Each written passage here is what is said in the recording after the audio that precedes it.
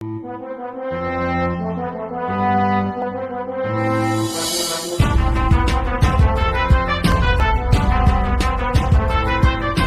बिना किसी देरी के एपिसोड को स्टार्ट करते हैं।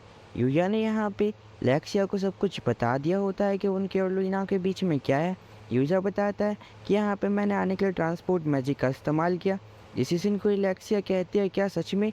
तुम्हें पता है ट्रांसपोर्ट मैजिक सिर्फ किस्से और कहानियों में होता है। अगर ये किसी को पता चल गया कि कोई इंसान ट्रांसपोर्ट मैजिक इस्तेमाल कर सकता है तो एक वॉर हो जाएगी। तो यह हमसे वादा करो तुम इस मैजिक का किसी के सामने इस्तेमाल नहीं करोगे। यूया मान जाता है। जब इलेक्शिया लूना से कहती है, लूना तुम कब तक सोने का नाटक करने वाली हो?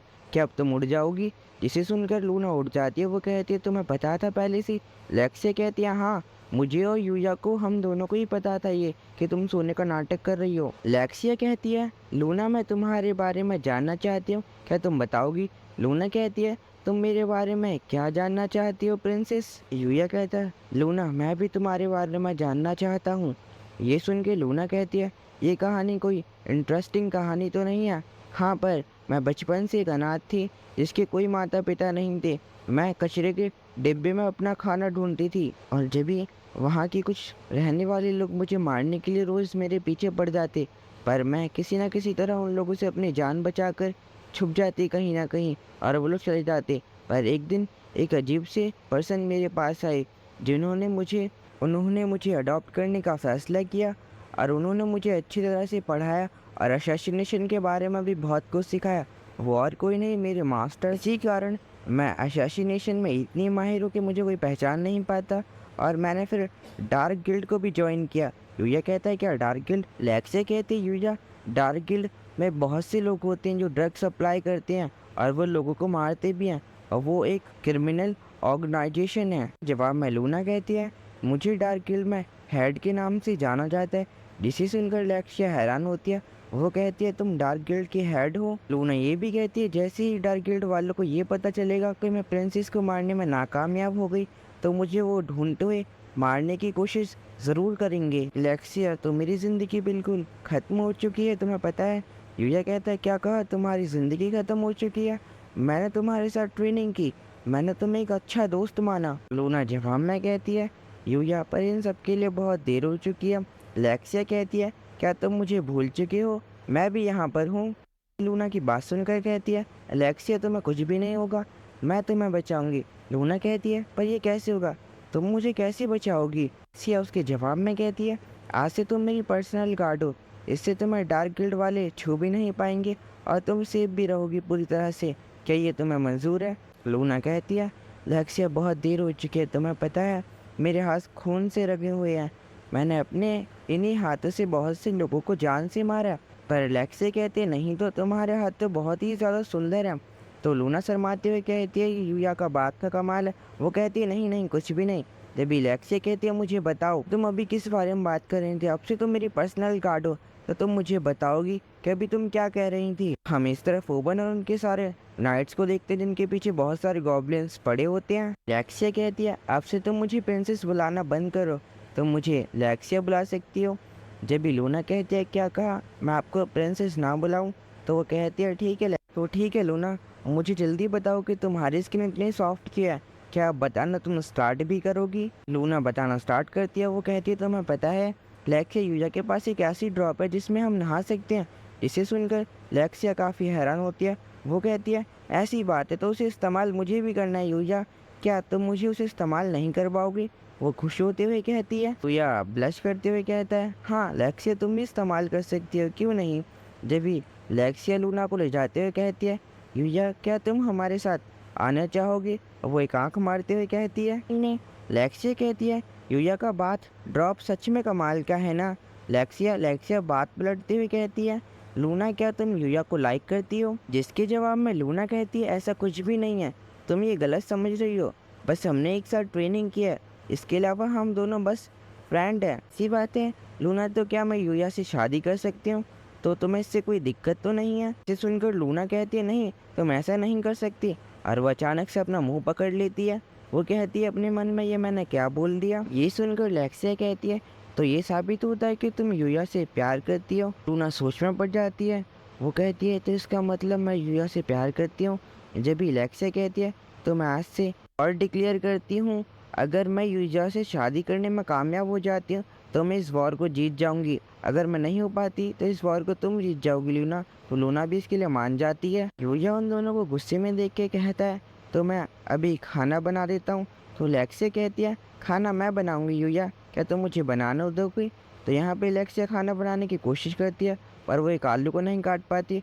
और वो जब आलू को काटने के लिए ज़ोर से चाकू नीचे लेके आती है तो वो अपना हाथ देखते जिसमें चाकू ही नहीं होता। यूया कहता है लेक्सिया ये मैं कहना तो नहीं चाहता क्या, पर खाना मैं बना सकता हूँ। जिसे देखते हुए लेक्सिया इसके लिए मान जाती है। हम देखते हैं कि यूया ने बहुत ही अच्छा खाना बनाया होता है जिसे लूना और लेक्सिया जैसे ही उसे टेस्ट करते हैं वो डिलीशियस कहते हैं। यूया कहता है क्या तुम्हें खाना पसंद आया, मुझे खुशी हुई। जिसे सुनकर लेक्सिया कहती है यूया तुम मेरे हो। और जब भी लूना को गुस्सा आ जाता है वो कहती है यूया मुझे खाना खिलाओ, मुझे चोट लगी है तो क्या तुम मुझे खाना नहीं खिलाओगे? यूया को अपनी गलती का एहसास होता है कि उसी की वजह से लूना इंजर्ड हुई थी, इसीलिए यूया लूना को खाना खिलाने लगता है। लूना उसको थैंक्स कहती है, उस खाने को एंजॉय कर रही होती है। जिसे देखी लेक्सिया हैरान हो जाती है और लूना एक ईवल स्माइल करती है। जब भी लेक्सिया यूया के पास जाती है और उससे कहती है यूया मुझे खाना खिलाओ, लूना की तरह मुझे भी खाना है तुम्हारे हाथ से। यूया कहता है तुम लूना की तरह इंजर्ड नहीं हो लेक्सिया। और लेक्सिया बदले में अपना मुंह खोल देती है यूया की सारी बातों को इग्नोर कर पर यूया उसे भी खाना खिला देता है। लूना और लेक्सिया कहते हैं कि अब खाना खिलाने की हमारी बारी, और वो दोनों से खाना खिला देते हैं। रात में लूना और लेक्सिया एक साथ एक ही बेड पर सो रहे होते हैं। ओवन यहाँ पे परेशान होते हैं कि शायद उन्होंने लेक्सिया को खो दिया। पर जब भी वहाँ पे यूया उन दोनों को लेके आ जाता है और वो ओवन को आवाज़ देता है, ओवन लेक्सिया को देख के काफ़ी खुश होते हैं और वो कहते हैं लेक्सिया सामा आप मिल ही गई। यूया कहते हैं मुझे माफ़ कर दीजिए ओवन, मैं बिन बताए लेक्सिया को यहाँ से लेके चले गया। ओवन कहते हैं कोई बात नहीं, आपने कुछ भी गलत नहीं किया, आपने लेक्सिया को बचाया है। जब भी ओवन कहते हैं ये लेडी कौन आपके पीछे है? लेक्सिया कहती है ये वही है जिसने मुझ पर जानलेवा अटैक किया था, पर मैंने इसे माफ़ कर इसे अपना पर्सनल गार्ड बना लिया है। इसे सुनकर सभी लोग काफ़ी हैरान होते हैं। ओवन और सभी की नाइट्स लेक्सिया को चारों तरफ से घेर लेते हैं। जब भी लेक्सिया कहती है ओवन रुक जाइए, आप ये क्या कर रहे हैं, ये मेरी गार्ड है। पर ओवन कहते हैं आपको इसने मारने की कोशिश की, हम इसे आसानी से नहीं जाने देंगे। लेक्सिया कहती है आप रुक क्यों नहीं रहे, लूना इन सभी को मार दो। लूना कहती है तुम बस एक बहुत ही बड़ी बेवकूफ़ हो। यूया कहता है ओवन हमने एग्रीमेंट साइन किया है लूना के साथ, वो अब लेक्सिया की गार्ड है। ओवन कहते हैं इन्होंने लेक्सिया सामा को जान से मारने की कोशिश की, इसीलिए हम नहीं जाने दे सकते। पर जब भी लेक्सिया कहती है आप ओवन मान क्यों नहीं रहे, आप क्या नहीं जाने दोगे, मुझे गुस्सा मत दिलाओ। इसीलिए ओवन को उनकी बात ना चाहते हुए भी माननी पड़ती है। ये कहती है यूया आज तो तुम आ रहे हो ना हमारे साथ? यूया घबराते हुए कहता है लेक्सिया मुझे कुछ पर्सनल काम है इसीलिए मैं नहीं आ सकता। ओवन कहते हैं क्या आप नहीं आ रहे, तो आपके पास जब टाइम हो आप आ सकते हैं। यूया उन दोनों से सॉरी मांगता है। ओवन कहते हैं आप अगर इस रास्ते से सीधे आओगे यूया तो आप हमारे देश में आ जाओगे। लेक्सिया यूया को गुड बाय कहकर अपनी शाही सवारी में चढ़ जाती है। यूया लूना से कहता है अपना ध्यान रखना लूना, तुम जा रही हो यहाँ से। लेक्सिया यूया को बाय कर रही होती है और वो कहती है हम जल्दी ही दोबारा मिलेंगे। लूना भी वहाँ से जा रही होती है पर अचानक से ही उसे कुछ होता है और वो नीचे उतरते हुए यूया के पास भागने लगती है।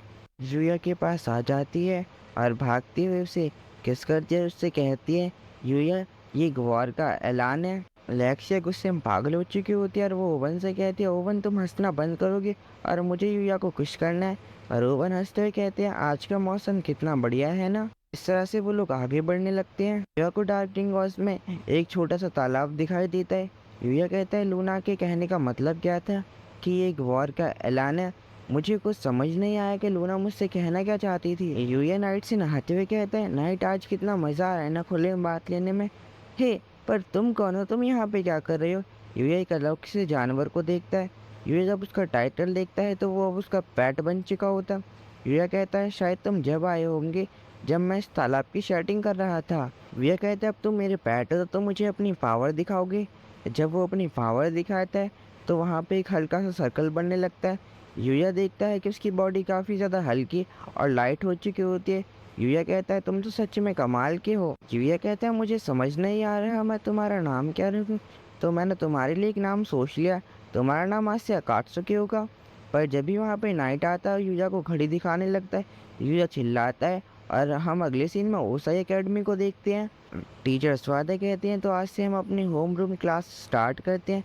तो आप सभी को पता है कि बॉल गेम कंपटीशन स्टार्ट होने वाले हैं, जिसे सुनकर सभी स्टूडेंट्स काफ़ी ज़्यादा खुश और हैरान हो जाते हैं। सिर्फ पीटी टीचर कंपटीशन की उन्हें तैयारी कराने लगते हैं और कहते हैं मैंने टीम को दो हिस्सों में बांटा है, तो आप लोग गेम स्टार्ट कर सकते हैं। यूया को फुटबॉल के बारे में ज़्यादा कुछ नहीं पता था, इसीलिए वो कीपर बनता है। रायो हमेशा की तरह गेम में काफ़ी अच्छा होता है, इसीलिए वो लगातार गोल किए जा रहा होता है। उनके अपोनेंट कहते हैं रायो सच में कमाल का है गेम में।